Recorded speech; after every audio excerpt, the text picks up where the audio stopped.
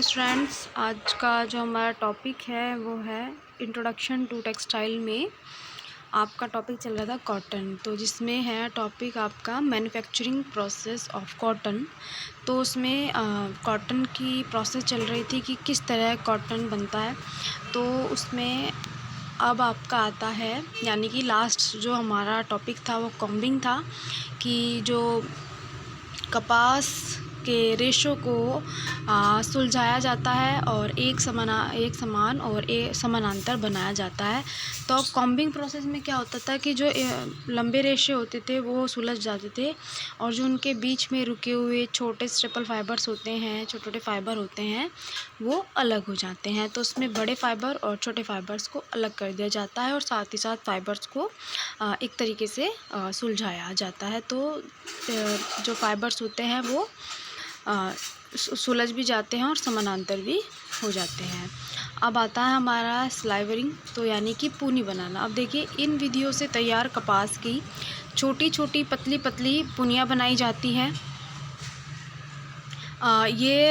Sorry, थोड़ा सा गलत लिखा गया है। मोटी पुनियों में से खींचकर कुछ पतली पुनियाँ बनाई जाती है। मान लीजिए जैसे होता है एक तरीके रस्सी की तरह, तो मोटी मोटी पुनियों को उन्हें खींचा जाता है और उन्हें पतली पुनियों बनाई जाती हैं, यानी उनसे पुनियों से पतली पुनियाँ बनाई जाती हैं। तो मोटी पुनियों में से खींचकर कुछ पतली पुनियाँ बनाई जाती है और इन पुनियों पर प्रथम बार हल्का घुमाव दिया जाता है। पुनिया यानी कि एक तरीके से जब फाइबर्स को मिलाते जाते हैं तो एक रस्सी के रूप में वो बन जाती है। तो जब उन्हें और खींचा जाता है तो वो और पतली बन जाती है। तो इन्हीं पुनियों पर हल्की यानी पहली बार एक हल्का घुमाव दिया जाता है, या घुमाव यानी कि एक ऐंठन, थोड़ा सा उसको घुमाव दिया जाता है या ट्विस्ट उसमें दिया जाता है, तथा इन्हें बॉबिन पर लपेट दिया जाता है, यानी कि जिस बॉबिन के ऊपर ये धीरे धीरे लपेटती जाती है। तो अब बॉबिनों को रोविंग फ्रेम पर चढ़ा दिया जाता है और रोविंग की क्रिया में पुनियों से मोटे धागे बनाए जाते हैं। ठीक है, तो धागे को एक और अधिक खींचा जाता है और पहले से महीन किया जाता है, यानी कि जो पहले उसकी एक तरीके से व्यास होता है या विड्थ होती है उसकी, और उससे जो धीरे धीरे उसको खींचा जाता है और धीरे धीरे उसको और बारीक बनाया जाता है या बहुत पतला उसको बना दिया जाता है। तो प्रत्येक बार धागा महीन होता चलता है और उस पर बटाई भी होती चलती है, यानी कि देखिए जो रोविंग प्रोसेस होती है इसमें क्या होता है कि आपका थ्रेड भी आगे चलता जाता है, यानी धीरे धीरे खिंचता जाता है, धीरे धीरे उस पर ऐंठन दी जाती है, यानी बटाई। यानी कि मान लीजिए अगर कॉटन जो होती है और उससे आप छोटी मोटी कोई बत्ती बनाते हो तो उसको पहले उसको बांटते हो, यानी इसको बटाई करते हो, दोनों हथौले के बीच में से उसको थोड़ा सा उनको ट्विस्ट करते हो या उनको मोड़ते हो। तो धीरे धीरे क्या होता है, धागा खिंचता जाता है, ऐंठन दी जाती है साथ साथ, और वो धीरे धीरे महीन बनता जाता है बटाई के थ्रू। तो दोनों काम होते जाते हैं, धागा धीरे धीरे पतला भी होता जाता है, महीन बन जाता है, और साथ साथ बटाई भी कर दी जाती है। तो बटाई से ही धागा पतला होता चला जाता है। ठीक है, अब आता है इसके बाद स्पिनिंग। तो देखिए, स्पिनिंग यानी कताई। इन पतली पुनियों को कताई के यंत्र पर चढ़ाया जाता है।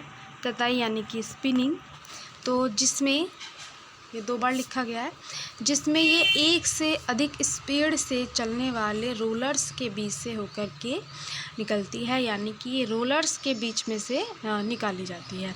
तो जो रोलर्स के चलने की स्पीड होती है वो बहुत ज़्यादा एक तरीके से बहुत ज़्यादा तेज़ होती है, और इनकी खिंचाई बटाई, ये थोड़ा सा गलत लिखा गया है, इनकी खिंचाई बटाई भी प्रत्येक बार पहले से अधिक होती चलती जाती है। ठीक है, तो यानी कि जो पहले बटाई में धागा पतला था उसके बाद और धागे को और बारीक बनाया जाता है। ठीक है, या जिस भी चीज़ को आप बना रहे हो या जिस भी चीज़ के लिए जिस प्रकार के थ्रेड की आवश्यकता होती है तो उसी के अनुसार थ्रेड की मोटाई रखी जाती है। तो धीरे धीरे क्या होता है, रोलर्स के बीच से गुजरते हैं, धीरे धीरे खिंचाई होती है, बटाई होती है और प्रत्येक बार वे पहले से भी ज़्यादा और अधिक पतले होते जाते हैं, तो जिससे वांछित मोटाई का धागा प्राप्त होता है। यानी कि जितने भी व्यक्ति की इच्छा है कि इस मोटाई का उनको धागा बना चाहिए और उस धागे से किसी भी चीज़ का निर्माण करते हो या किसी भी प्रकार के फैब्रिक को बनाते हो, तो वो अपनी इच्छा के अनुसार या उस वस्त्र की उपयोगिता के अकॉर्डिंग थ्रेड की या धागे की मोटाई रख सकते हैं। ठीक है।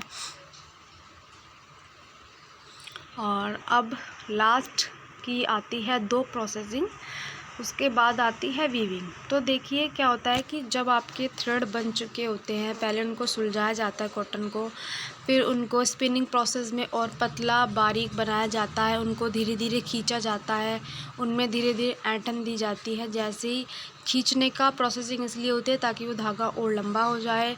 ऐंठन की प्रोसेसिंग धीरे धीरे ये दी जाती है कि धागा महीन होता चला जाता है और बहुत ज़्यादा स्ट्रॉन्ग होता चला जाता है।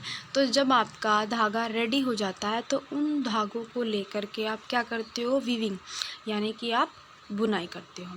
तो बुनाई जो होती है, धागा तैयार हो जाने पर अब इनसे वस्त्र की बुनाई की जाती है। और देखिए जो बुनाई होती है वो भी अलग अलग प्रकार के धागों से की जाती है। कई बार किसी वस्त्र यानी ऐसे वस्त्र की उपयोगिता होती है जो मोटे हों, तो क्या होता है कि स्पिनिंग प्रोसेस में उन धागों की जो मोटाई होती है वो उस वस्त्र की उपयोगिता के अकॉर्डिंग होती है। और कुछ वस्त्र ऐसे होते हैं, यानी कि कुछ वस्त्रों की बुनाई ऐसी की जाती है जिनमें महीन धागों का उपयोग किया जाता है। तो स्पिनिंग प्रोसेस में धागा मोटा और पतला दोनों बनाया जाता है।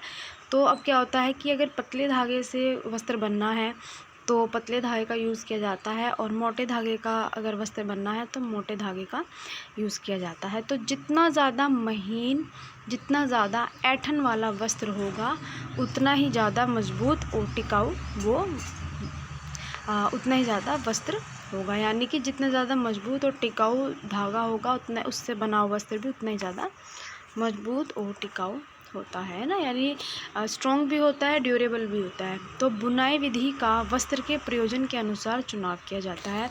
यानी कि जब वीविंग की जाती है, बुनाई की जाती है, तो वीविंग बहुत कई प्रकार की होती है, यानी बहुत सारे टाइप्स होते हैं वीविंग के। तो वीविंग भी उन थ्रेड को लेकर के तब की जाती है जब हमें ये पता चलता है कि वस्त्र किस प्रयोजन के लिए बनाना है। ठीक है। तो जिस भी प्रयोग के लिए वस्त्र को बनाना है तो उसी के अकॉर्डिंग वीविंग चुनी जाती है। तो वीविंग के अकॉर्डिंग ही वस्त्र को प्रयोग किया जाता है।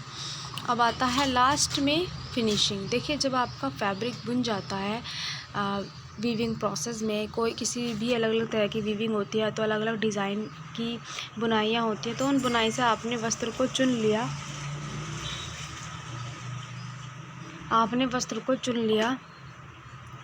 तो वीविंग उन धागों से की जाती है और आपका वस्त्र तैयार हो जाता है। उसके बाद आती है आपकी फिनिशिंग, यानी कि वो जब आपका वस्त्र तैयार हो जाता है तो उस पर परिसज्जा दी जाती है, यानी फिनिशिंग की जाती है।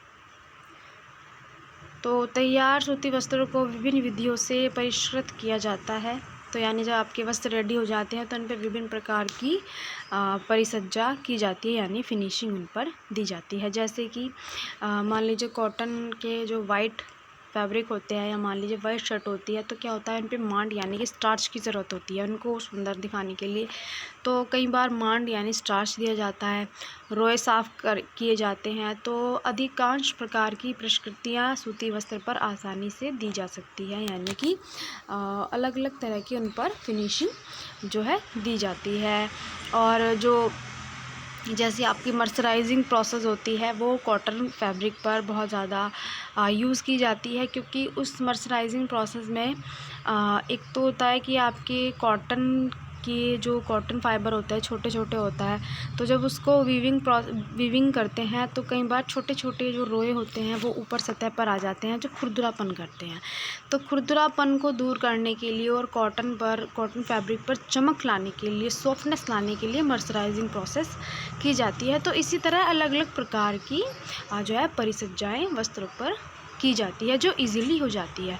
तो विभिन्न प्रकार की परिसज्जाओं से वस्त्र पर नमूने व नक्काशी की जाती है, यानी अलग अलग तरह की फिनिशिंग से वस्त्रों पर क्या होता है कि नमूने या नक्काशी की जाती है और इन्हें रंगाई छपाई की परिसज्जा से सजाया व संवारा जाता है। यानी जब आपकी ये वस्त्रों पर फिनिशिंग हो जाती है तो फिर इनके ऊपर आप रंगाई छपाई की परिसज्जा यानी कि इनके ऊपर प्रिंटिंग या डाइंग की फिनिशिंग डाल करके और ज़्यादा सुंदर और अट्रैक्टिव बनाया जा सकता है। तो स्टूडेंट्स, ये हमारा जो टॉपिक है आज यहाँ पर कंप्लीट हो चुका है और अब मैं आपको नेक्स्ट वीडियो में नेक्स्ट यूनिट का नया टॉपिक बताऊंगी।